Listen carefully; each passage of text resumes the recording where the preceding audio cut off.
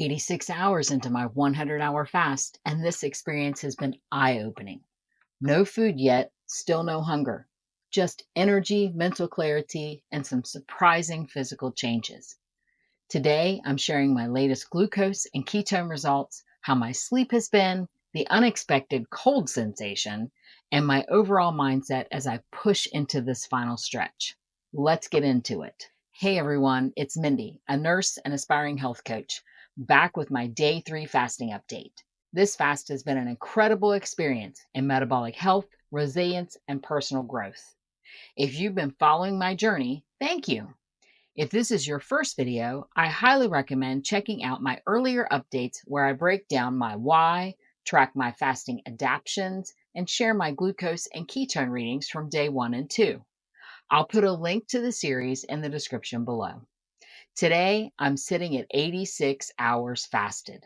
Still feeling strong, but noticing some interesting changes. The biggest one, I've been feeling extra cold, which I'll talk about more in just a moment. I'll also share my latest glucose and ketone readings, my sleep quality, and how I'm preparing for my final stretch towards breaking my fast. Due to the timing of when I started, 100 hours will be about midnight, and I'll be in bed by then. So it looks like the fast will end tomorrow morning at about 108 hours. Let's get started with the numbers, because these metrics truly tell the real story of how my body is responding to this fast. At 12:44 yesterday, my glucose was 81 and my ketones were 2.0. At 10:27 p.m. last night, my glucose was 72 and my ketones were 3.8. This is almost double what they were earlier. Quite a jump. This morning, my glucose was 68 and my ketones were 4.4. Ketones were still going higher. At this point in the fast, glucose levels tend to stabilize at a lower baseline, meaning my body is efficiently managing energy without needing food. My increasing ketone levels are showing that I'm deep into ketosis, meaning my body is fully relying on fat for fuel rather than glucose. This is why I still feel mentally sharp and physically steady, even after 86 hours without food. I'll be testing these again before I break my fast at 108 hours, so it will be really interesting to see how they shift leading up to that moment. I'm really expecting my glucose to remain reasonably stable, but my ketones to continue to rise. We shall see. One aspect I was curious about going into this extended fast was how it would affect my sleep. Well, here's what I've noticed. My sleep has been unaffected, really. I don't think I reviewed it in yesterday's video, so we'll do that today. The night before last, I slept good according to my Oura ring, with adequate deep sleep. Last night was not quite the same. I still slept good, but my deep sleep was lacking a bit. Fasting can impact sleep in different ways depending on the person.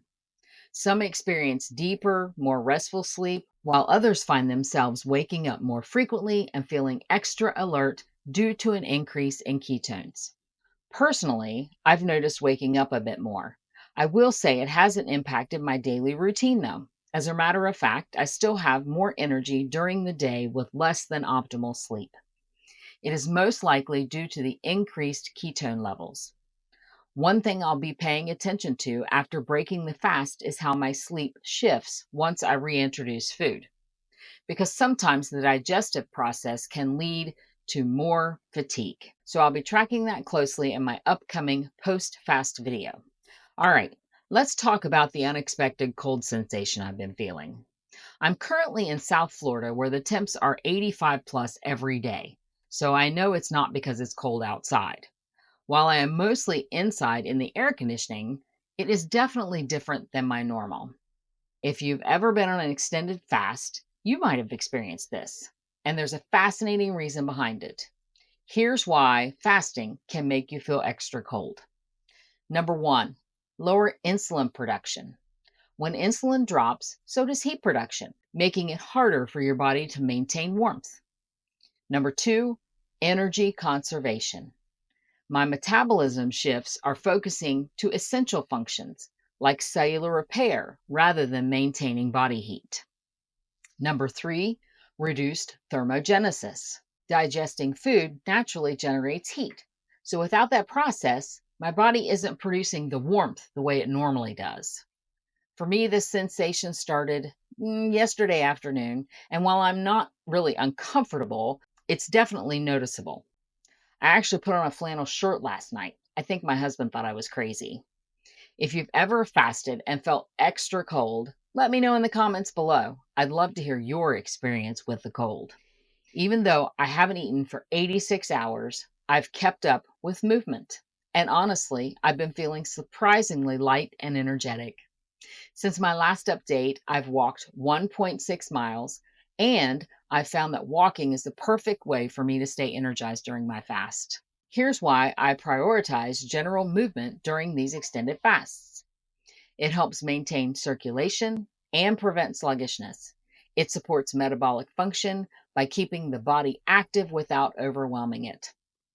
It also provides a mental reset because sometimes simply getting outside can push past the mental fatigue. One thing that really stands out to me is that my energy for walking has remained consistent, likely because my body is fully adapted to burning fat for fuel now. It's incredible how fasting shifts your energy supply. The finish line is just around the corner. Only about 22 hours left until I break my fast. Tomorrow, I'll be talking about my final fast update with follow-up videos about post-fasting coming soon. I'll walk you through exactly what I'll be eating to reintroduce food safely after 108 hours. The refeeding process is just as important as the fast itself, because after an extended fast, it's critical to introduce food slowly and strategically. If you try to eat a full meal or try to introduce foods too quickly, it could make you sick. I'll share all of that in tomorrow's video, along with my final glucose and ketone readings before my first meal. If you've been following the series, I'd love to hear from you. Have you done an extended fast? What challenges did you face? Let me know in the comments below. And don't forget to like and subscribe. Tomorrow's video will be a big one where I finally break my fast after 108 hours, and I can't wait to share that with you. This journey has been eye-opening in so many ways, not just physically, but more mentally. Fasting really pushes you to new levels of awareness, and I'm so grateful for what I've learned through the process.